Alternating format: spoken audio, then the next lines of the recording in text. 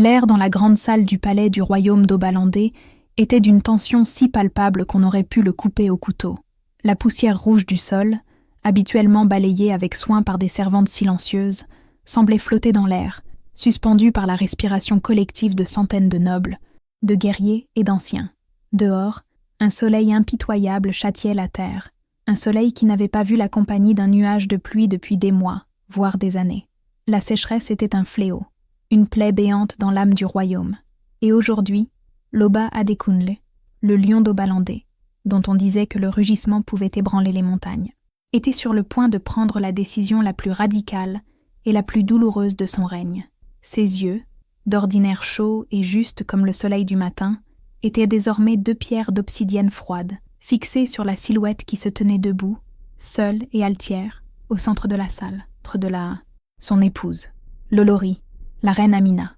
Elle ne pleurait pas, elle n'implorait pas. Sa dignité était une armure invisible, une muraille impénétrable, mais son silence était plus assourdissant que n'importe quel cri d'agonie. Loba Adekunle leva le sceptre royal, l'Igba Odu, un artefact au pouvoir ancestral, et sa voix, bien que contrôlée, résonna d'une fureur glaciale qui fit parcourir un frisson dans l'échine de toutes les personnes présentes. « Toi » commença-t-il, le mot tombant comme une pierre dans le silence profond, qui est venu sur cette terre comme une promesse d'union, comme une fleur exotique pour notre jardin. Tu ne nous as apporté que le malheur. Nos champs sont morts, notre bétail périt de soif, et nos enfants pleurent de faim. Les prêtres ont lu les signes dans les entrailles des animaux sacrifiés. Les anciens murmurent ce que personne n'ose dire à voix haute. Il y a une ombre sur ce palais, une malédiction tissée dans les fils de ton métier à tisser, une sorcellerie dans tes herbes étranges que tu cultives en secret. Tu as empoisonné notre chance. Chaque mot était une lance acérée, plantée dans le cœur de la reine, mais son visage resta un masque de sérénité impénétrable. Elle venait d'une terre lointaine, une princesse d'un royaume dans les montagnes, amenée à Obalandé pour sceller une alliance politique et apporter la paix aux frontières. Avec elle étaient devenues des coutumes différentes, une connaissance approfondie de la botanique que les locaux ne comprenaient pas, et une sagesse tranquille que beaucoup à la cour, en particulier le conseiller en chef du roi, l'astucieux Efun, voyaient comme une menace directe à sa propre influence. Ce fut Efun qui, pendant des semaines, tel un serpent patient, empoisonna les oreilles du roi. « Majesté, Lolori passe trop de temps dans ses jardins secrets, derrière les murs du harem. Les récoltes se flétrissent partout, sauf là-bas. Quelle sorte de magie est-ce là, qui ne profite qu'à elle-même » disait-il, avec une fausse préoccupation dans la voix. « Les gens ont peur, mon roi. Ils disent qu'elle parle aux esprits de la terre, mais pour leur voler leur vitalité, pas pour leur demander des bénédictions. » Adekunle, un roi jeune, fier, mais maintenant désespéré, pressé par la souffrance croissante de son peuple et aveuglé par la confiance en son conseiller de longue date, l'homme qui avait servi son père, céda finalement. L'accusation de sorcellerie était la plus grave de toutes, une tâche qui ne pouvait être nettoyée. La punition était l'exil ou la mort. Par ma miséricorde, et en mémoire des jours où j'ai cru en ta loyauté, je t'épargne la vie, poursuivit Loba, sa voix sonnant creux même à ses propres oreilles. Mais à partir de ce lever de soleil, tu n'es plus Lolori de ce royaume. Tu n'es plus mon épouse. Tu es bannie, expulsée. Quitte mes terres avant que la lune ne réclame le ciel, afin que ton ombre ne contamine pas une nuit de plus. Un soupir collectif balaya la salle. Expulser une reine, c'était du jamais vu, une déchirure dans le tissu sacré de la tradition. Tu ne pourras emporter qu'une seule malle, décréta le roi, son ton final et irrévocable, et dedans, seulement ce que tu considères comme ton bien le plus précieux en ce palais, rien de plus. Que tous voient l'avidité ou l'humilité avec laquelle tu pars. C'était un test cruel, un piège public. Il espérait, dans un coin sombre de son cœur tourmenté, qu'elle choisirait l'or, les bijoux, les tissus fins qu'il lui avait offerts. Des preuves tangibles de sa convoitise matérielle, qui justifieraient sa terrible décision aux yeux du peuple et, peut-être, aux siens.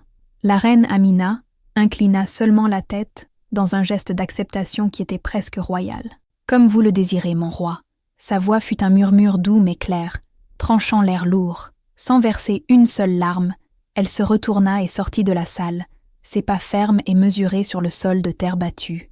Personne n'osa la regarder directement, mais tous sentirent le poids de son départ, comme si le toit même du palais s'était abaissé de quelques centimètres. Les heures qui suivirent furent une frénésie d'activité silencieuse dans les appartements de la reine. Des servantes loyales, les yeux rougis par des pleurs contenus, l'aidèrent à préparer son départ. Le roi, quant à lui, enfermé dans ses propres appartements, luttait contre un tourbillon d'émotions contradictoires. Un nœud de doute, petit mais persistant, commençait à se former dans son estomac. Il aimait Amina. Il se souvenait de ses rires, qui sonnaient comme des carillons, de ses conseils sages lors des longues nuits de conseil, de la façon dont elle lui avait appris à lire les étoiles et à prédire les saisons. Mais l'image de son peuple affamé, des visages creusés des enfants, était plus forte, plus immédiate, et Fune était à ses côtés, comme une ombre, nourrissant sa résolution. Vous avez fait ce qui était nécessaire. Majesté, le corps malade a besoin qu'on lui ampute le membre gangrené. Obalandé va guérir maintenant. La terre sentira que la malédiction a été expulsée. Finalement, le moment fatidique arriva. À la grande porte du royaume, une petite caravane d'un unique chariot à bœufs était prête. Et là se trouvait la malle. Ce n'était pas une petite valise, c'était une grande malle en bois sombre, en palissandre, renforcée de lanières de cuir d'hippopotame et de clous de bronze, du genre qui nécessitait 4 hommes forts et en sueur pour la transporter. Sa présence était imposante, presque insolente. Une foule de citoyens s'était rassemblée, une masse silencieuse et sombre, pour assister au chapitre final de la tragédie de leur reine.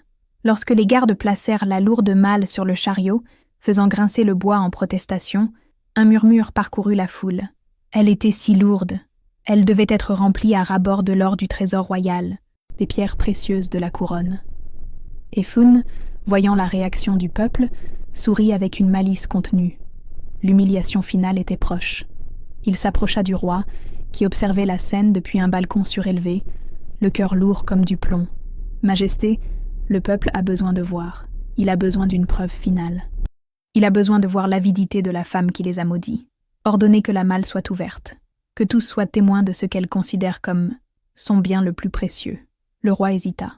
C'était une rupture du protocole, une humiliation superflue et vile. Mais il vit les regards méfiants de son peuple, sentit la pression écrasante de sa décision, et la suggestion des Fune parut, pour un fugace moment de faiblesse, un acte de justice transparente. D'un geste réticent et presque imperceptible de la main, il acquiesça. « Ouvrez la malle !» L'ordre du capitaine de la garde résonna dans la cour. Amina, qui était sur le point de monter dans le chariot et de partir pour toujours, s'arrêta. Elle se retourna, son regard croisant celui du roi pendant un long instant. Il n'y avait pas de colère dans ses yeux, ni de défi, seulement une tristesse profonde et insondable qui le frappa comme un coup physique. Les gardes s'approchèrent de la malle. Le peuple se pencha en avant, retenant son souffle collectivement. Et Fune avait un sourire triomphant sur le visage.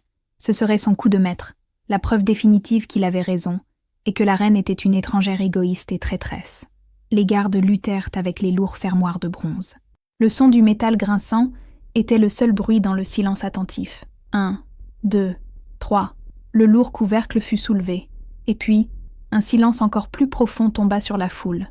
Un silence de pure et absolue confusion, suivi d'un soupir collectif, un bruit de choc qui balaya tout le monde comme une vague. Le roi, depuis son balcon, sentit le sang se glacer dans ses veines et descendit les escaliers en transe, sans se rendre compte de ses propres mouvements. Tous restèrent sous le choc. À l'intérieur de la malle, il n'y avait pas d'or, il n'y avait pas de bijoux, il n'y avait pas de soie ou de tissus précieux. La malle était pleine, oui, mais avec les objets les plus étranges et les plus inattendus qu'on puisse imaginer.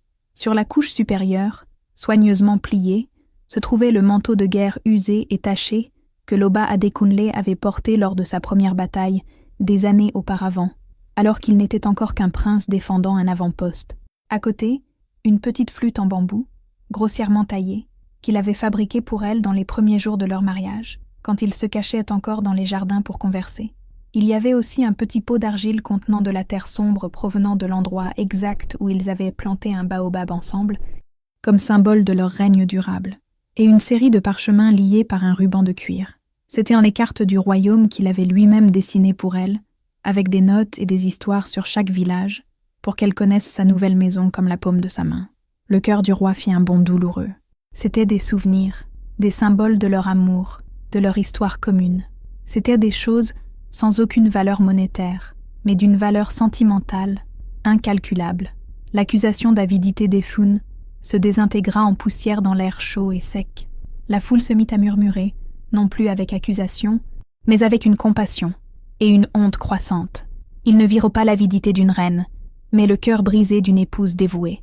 Mais le plus grand choc était encore à venir. Sous tous ces objets sentimentaux, tapissant tout le fond de l'immense malle, se trouvaient des dizaines et des dizaines de petits sacs de toile de jute, tous pleins et lourds. Efun, tentant désespérément de reprendre le contrôle de la situation, cria « Regardez, des pierres! Elle a rempli la malle de pierres pour nous tromper sur son poids. Encore de la sorcellerie. Un dernier tour. » Un des gardes, sur ordre du roi qui se tenait déjà devant la malle, pâle comme un fantôme, déchira l'un des sacs avec sa dague. Ce n'étaient pas des pierres, c'étaient des graines. Des milliers de graines étranges, sombres, petites et d'apparence résiliente, que personne là n'avait jamais vues. Un vieil agriculteur dans la foule, un ancien aux mains calleuses par une vie entière de travail sur la terre sèche, se fraya un chemin en bousculant les gens. Il prit une poignée de graines, les porta à son nez, les sentit, palpa leur texture avec ses doigts calleux. Ses yeux ridés s'écarquillèrent d'incrédulité. « Par les ancêtres », murmura-t-il, la voix tremblante d'émotion et de révérence. « Je n'y crois pas. Ce sont les larmes de Yemanja, les graines de la lune. Ma grand-mère racontait des histoires à leur sujet, des graines de la terre natale de la reine. On dit qu'elles peuvent germer avec seulement la rosée de la nuit, qu'elles n'ont pas besoin de pluie pour donner des fruits. On disait que c'était une légende. » Tous les yeux se tournèrent vers Amina. C'est alors que Loba Adekunle, maintenant debout face à elle, au milieu de la cour, vit un dernier objet à l'intérieur de la malle, qui était passé inaperçu, presque caché sous un pli du manteau. Un petit rouleau de papyrus, scellé de son propre sceau royal. Les mains tremblantes, il le prit et le déroula. C'était son écriture élégante. La lettre disait « Mon roi, mon amour, mon lion, tu m'as ordonné de prendre mon bien le plus précieux.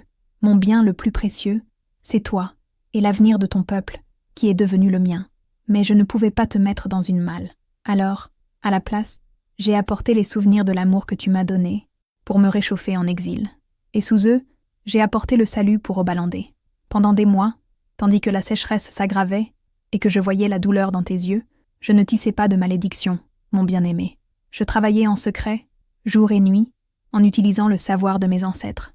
Dans un jardin caché, que j'arrosais avec chaque goutte d'eau que je pouvais épargner, j'ai cultivé et multiplié ces graines, apportées de ma maison comme ma véritable dot. Ce sont les graines de la lune. Elles sont notre espoir. Je ne l'ai pas révélé avant car j'avais besoin d'en avoir assez pour nourrir tout le royaume. Et parce que j'ai vu la méfiance et la jalousie dans les yeux de ton conseiller. Je craignais qu'il ne détruise mon travail avant qu'il ne soit prêt, le qualifiant de magie noire. Mon seul crime fut de tenter de sauver notre peuple en silence, pour t'apporter la solution et non un problème de plus. Si mon amour et ma loyauté sont la cause de mon exil, alors je pars le cœur brisé, mais en sachant que je laisse derrière moi la graine de votre survie. C'est mon bien le plus précieux, la vie d'Obalandé. Le monde de Loba Adekunle s'effondra. La vérité le frappa avec la force d'un coup de tonnerre. Il regarda Amina, et pour la première fois, il vit la profondeur de son sacrifice, l'immensité de sa sagesse et de son amour inconditionnel. Elle ne maudissait pas la terre, elle luttait contre la malédiction. Elle ne s'isolait pas dans la sorcellerie, elle se consacrait à la science et à la tradition pour sauver tout le monde. Et lui, dans son arrogance, dans sa peur, dans son aveuglement, l'avait condamnée. Le silence de la foule se transforma en un rugissement, mais pas de colère contre la reine. Le rugissement était de honte, d'admiration et d'une fureur croissante, toute dirigée vers un seul homme. Efun. Le conseiller était blanc comme un linge, tentant de reculer dans l'ombre de la porte, mais il n'y avait nulle part où fuir. La foule s'écarta comme la mer s'ouvre lorsque le roi se tourna vers lui, et pour la première fois ce jour-là, le lion d'Obalandé rugit pour de vrai, un son guttural de douleur et de fureur. « Toi !» La voix du roi n'était que pure colère. « Tu m'as empoisonné de mensonges. Tu as utilisé la souffrance de mon peuple pour satisfaire ta jalousie et ta soif de pouvoir. Tu as tenté de détruire la meilleure d'entre nous. » À ce moment, l'un des gardes du jardin secret de la reine, qui avait été congédié et observé tout de loin, prit son courage à deux mains et s'avança en s'agenouillant. « Majesté, c'est vrai. Le conseiller Efun est venu plusieurs fois au jardin, la nuit. Je l'ai vu. Il a lui-même détourné le petit ruisseau que l'Olori utilisait pour arroser les plantes. Il a tenté de saboter la récolte des graines. L'aveu scella le destin d'Efun. Il fut traîné par les gardes sous les cris et les malédictions du peuple. Mais le roi le remarqua à peine. Ses yeux n'étaient que pour Amina. Il marcha lentement vers elle, tombant à genoux devant son épouse exilée, dans la poussière, devant tout son royaume. Les larmes qu'il avait retenues toute la journée coulèrent maintenant librement sur son visage, traçant des sillons dans la poussière de sa peau. « Amina !» suffoqua-t-il, la voix brisée par la honte et le remords. « Mon bien le plus précieux n'était pas dans la malle. Il était juste en face de moi, et je l'ai expulsé. Je ne suis pas digne d'être ton roi, encore moins ton mari. Peux-tu me pardonner ?» La reine Amina regarda son mari agenouillé, le peuple qui l'observait avec révérence, et la malle ouverte, un testament d'amour et de salut. Elle tendit la main et souleva doucement son menton, le forçant à la regarder dans les yeux. « Un bon roi n'est pas celui qui ne commet jamais d'erreur. Adékounle, dit-elle doucement, sa voix portant le pardon dont il avait désespérément besoin. Mais celui qui a la force d'admettre son erreur et la sagesse de la corriger, relève-toi, mon roi. Nous avons un royaume à sauver. Ensemble. » Ce jour-là, le royaume d'Obalandé ne trouva pas seulement la graine de sa survie physique, mais aussi la graine d'une nouvelle sagesse. La reine Amina fut ramenée au palais en triomphe, sur les épaules du peuple, non seulement comme Olori, mais comme une héroïne, une sauveuse. Les graines de la lune furent plantées, et comme la légende le promettait, elles germèrent, ramenant un ver vibrant à la terre desséchée. Le règne d'Adékounle et Amina entra dans l'histoire comme un âge d'or, une époque où l'on apprit que la véritable force d'un royaume ne réside pas seulement dans le pouvoir de son roi, mais dans la sagesse, souvent silencieuse et sous-estimée, de sa reine. L'histoire de la malle vide d'or, mais pleine d'amour et d'espoir, devint une légende racontée de génération en génération. Un rappel éternel que les trésors les plus précieux de la vie sont rarement ceux qui brillent ou pèsent, mais plutôt ceux que l'on plante dans le cœur et dans la terre.